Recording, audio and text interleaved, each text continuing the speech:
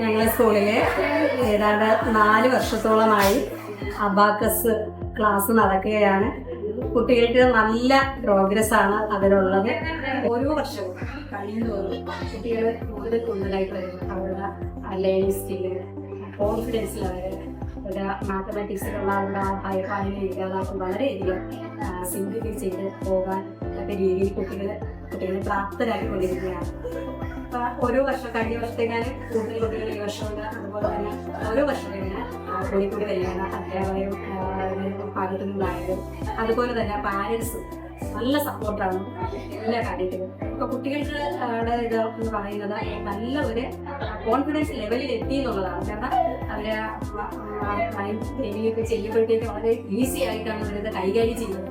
അതിൽ ഞങ്ങൾ അധ്യാപകരും അതുപോലെ തന്നെ പാരൻസും ഒക്കെ വളരെയധികം അഭിമാനിക്കുന്നു.